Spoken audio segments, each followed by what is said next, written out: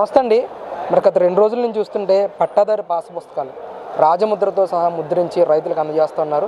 మీరు అందుకున్నారా? అసలు ఎలా ఉంది ఈరోజు పట్టాదారు పాస్బుక్? నేను నిన్న ఉదయమే తహసీల్దార్ గారి ద్వారా నా పట్టాదారు పాస్ పుస్తకం తీసుకోవడం జరిగింది. అది ఎవరి ఫోటోలు లేకుండా రాజముద్రతో ఇవ్వడం ఒకటి. గతంలో నాకు 4-5 నెంబర్లుగా బుక్ ఉండేది, కానీ అది అంతా కలిపి ఒకరి పేరునే ఉంది, ఒకటే అయిపోయింది. కనుక ఆ నెంబర్స్ తీసేసి ఒకే నెంబర్గా ఎల్పీ నెంబర్ ఇవ్వడం జరిగింది. దానివల్ల ఏంటంటే కొన్ని నెంబర్లు తగ్గిపోతాయి, ఉన్న నెంబర్ క్లియర్గా ఉంటుంది. అంటే సబ్ డివిజన్ అయినటువంటి రుజువు ఆ పుస్తకం ద్వారా నాకు ఏర్పడింది. దాని మీద అంతా క్లియర్గా ఇవ్వడం జరిగింది. నయా పైసా డబ్బు లేకుండా ఇవ్వడం జరిగింది. అది ఇంటింటికి వెళ్ళి ఇస్తామన్నారు. రేపు నుంచి ఆఫీస్కి మేము ఓపెనింగ్ కదా అని వెళ్ళాం, ఇచ్చారు మాకు. కానీ రేపు నుంచి ఇంటింటికి వెళ్ళి ఇచ్చే కార్యక్రమం వాళ్ళకి ఆదేశాలు ఇవ్వడం, ప్రభుత్వానికి చంద్రబాబు నాయుడు గారికి అన్న ఎన్టీఆర్ తలపెట్టినటువంటి పాస్ పుస్తకం ఇది. ఆ నందమూరి తారక రామారావు గారి ఆశీస్సుల వల్ల ఇవాళ మాకు మా భూమి మా హక్కు ఏర్పడింది. మా ఇంట్లో మేము దర్జాగా మేము ఏ పక్కన ఎన్ని లింకులో కూడా మ్యాప్ తోటి ఏర్పాటు చేశారు.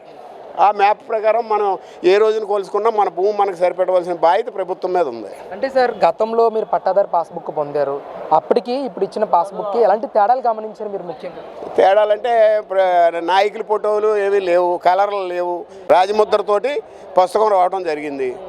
దాంట్లో ఉన్న ఈడీడీ నెంబర్లు అన్నీ తీసేసి ఒకే నెంబర్ కింద ఎల్పీ నెంబర్ ఇవ్వడం జరిగింది. ఆ ఎల్పీ నెంబర్ వల్ల పాత రికార్డు లేదని ప్రజలు జడుస్తున్నారు. సర్వే రద్దు చేయండి అని ప్రజల కోరిక. అది రద్దు చేయక్కర్లేదు, పాత నెంబర్ ఉంది అని చంద్రబాబు గారి కోరిక. ఆ డిస్టెన్స్ని ప్రజల్లోకి తీసుకెళ్లవలసిన బాధ్యత కార్యకర్తలు అందరి మీద ఉంది. అది ఏంటంటే పాత సర్వే నెంబర్ ఉంది బాబు మీకు అంటానికి లేదని భయం ఎక్కడ పుట్టించారంటే, జగన్ పార్టీలో ఉన్న అధికారులందరూ కూడా మీ పాత రికార్డు అంతా పెంటలో పడేసినట్టే, చెత్తలో పడేసినట్టే అన్నప్పుడు ఈ ఆందోళన ఏర్పడింది రైతులందరికీ. ఆ రైతుల ఆందోళన నుంచి బయటకు తీసుకురావాలంటే ప్రజలందరికీ కూడా మోటివేట్ చేసి పాత సర్వే నెంబరు ఉంది, కొత్త సర్వే నెంబరు ఉంది.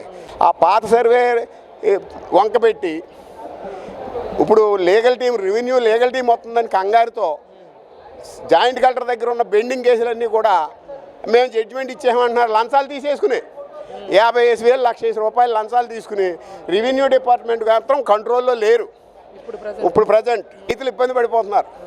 ఆయన దగ్గర ఉన్న కేసులు 2018లో కేసు ఇవాళ వరకు పరిష్కరించకుండా మన నవంబర్ 18 జడ్జిమెంట్ ఇచ్చేసాడు భీమవరం జాయింట్ కలెక్టర్. అది ఎంత దుర్మార్గం అంటే 1966 నుంచి ఉన్న భూమి రైతుకి లేదు, 74లో కొనుక్కున్న రైతుకి ఇచ్చారు హక్కు. 74లో కొనుక్కున్నవాడికి ఎలా వస్తుంది? 66లో కొనుక్కున్నవాడు ఏ భూమి ఉందో ఆ భూమిని బట్టి ఉన్నవాడు కొనుక్కోవాలి. వెనకాల కొనుక్కున్నవాడికి హక్కు ఇచ్చి డబ్బులు తినేసి లంచాలు తినేసి హక్కులు ఇస్తున్నారు.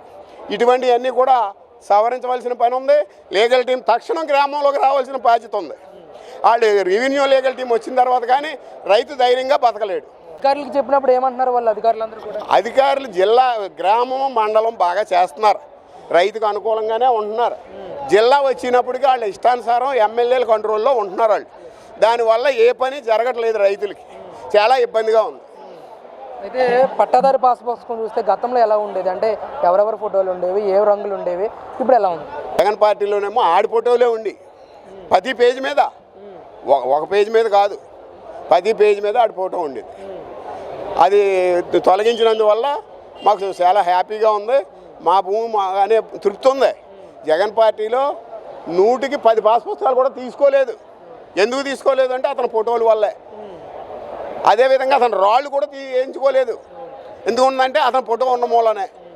మరి అలాంటివన్నీ కూడా సవరించుకుంటూ ఒక్కొక్కటి తీసుకుంటూ వస్తున్నారు. కానీ జిల్లా యంత్రాంగాన్ని, రెవెన్యూ యంత్రాంగానికి రైతు కమిటీలని అనుసంధానం చేసి దాంట్లో 1-2 రైతులు పెడితే ఆ నెంబర్ అలా ఉంటే ఈ నెంబర్ ఎందుకు ఇలా ఇస్తున్నావు నువ్వు అని చెప్పి అడగటానికి రైట్ ఉంటుంది. ఆ రైతు సంఘాలని, రైతు కమిటీలని దాంట్లో ఇన్వాల్వ్ చేయమని నేను ప్రత్యేకంగా పశ్చిమ గోదావరి జిల్లా భీమవరం తెలుగు రైతు ప్రధాన కార్యదర్శిగా కోరుతున్నా. అంటే ఇప్పుడు రైతు సంఘాల కమిటీలు ఉన్నాయండి ప్రజెంట్? గతంలో ఎలా ఉండేది అసలు? గతంలో రైతు సంఘాల కమిటీలు ఉన్నాయి, ఇప్పుడు ఉన్నాయా? ఇప్పుడు ఉన్నాయండి, అప్పుడు ఉన్నాయి. ఎప్పుడూ రైతు కార్యాచరణ సమితులు పనిచేస్తున్నాయి, ఇప్పుడు పార్టీ కమిటీలు పనిచేస్తున్నాయి. వాళ్ళని ఇన్వాల్వ్మెంట్ చేయట్లేదు. జగన్ ఏం చేశాడు? వెళ్ళివాడికి వచ్చేవాడికి నువ్వు పశ్చిమ గోదావరి జిల్లా రైతు కార్పొరేషన్ చైర్మన్, వీరవాసరం మండలం కార్పొరేషన్ చైర్మన్ అని చెప్పి ప్రతి ఒక్కడికి పదవి ఇచ్చేసాడు.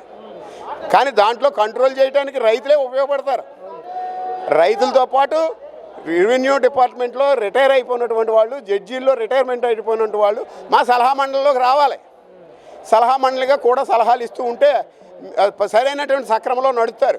లేదు అంటే అవినీతిమయంతోటే నడుస్తారు. అంటే ఇప్పుడు పట్టాదారు పాస్ పుస్తకాల వల్ల రైతులు సంతోషంగా ఉన్నారా? ఇప్పుడు ప్రజెంట్ మీరు చెప్తున్న వచ్చిన పుస్తకాల వల్ల సంతోషంగానే ఉన్నారు.